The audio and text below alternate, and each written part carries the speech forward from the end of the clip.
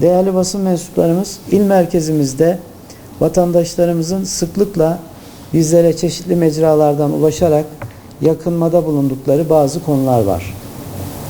Bunlar silah atılması, yüksek sesli araçların çevreye verdiği rahatsızlık, bazı araçların, motorların yarış yapması belli noktalarda, havai fişek atılması gibi ya da belli parklarda, sokaklarda yoğunlaşan uyuşturucu madde satışı, çeşitli konularda asayişe ilişkin taleplerini, sorun olarak gördükleri hususları zaman içerisinde ilettiler. Biz geçtiğimiz hafta bir çalışma yaptık. Bu çalışma şöyle gerçekleşti. Merkezde biliyorsunuz 3 ilçemiz var. Bu 3 ilçemizin kaymakamları, ilçe emniyet müdürleri, polis merkezi amirleri, muhtarlarımız, okul müdürlerimiz, camilerdeki imamlarımız, esnafımız vesaire o ilçenin nabzını tutan kişilerle de görüşerek o ilçedeki vatandaşın günlük hayatını olumsuz etkileyen az önce söylediğim manadaki sorunları tek tek mahalle mahalle, sokak sokak tespit ettiler.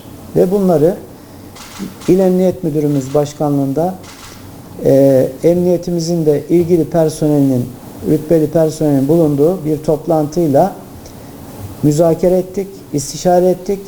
Bunlara yönelik birlikte hem ilçe hem il ekiplerimizin daha sıkı müdahale ve kontrol, o konulardaki vatandaşımızın sıkıntı olarak ifade ettiği konuların giderilmesi, çözüm üretilmesi konusunda trafik konuları da var bunların içinde.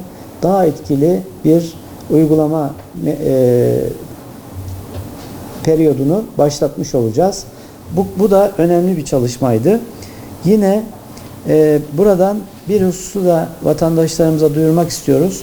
Şimdi 112 hattına polisimize pek çok ihbar geliyor.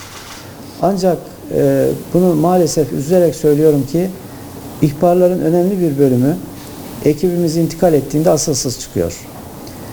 Sadece keyfi olarak polisi bir noktaya getirmek, orada onun mesaisini harcamak çok kötü bir uygulama. Biz özellikle sık sık yaptığımız çağrılarda suç işlenen, şüphe duyulan durumlarda vatandaşlarımızdan lütfen arayın, 112'yi arayın, ihbar edin diyoruz ama gerçek ihbarlar, gerçek olaylar olması lazım.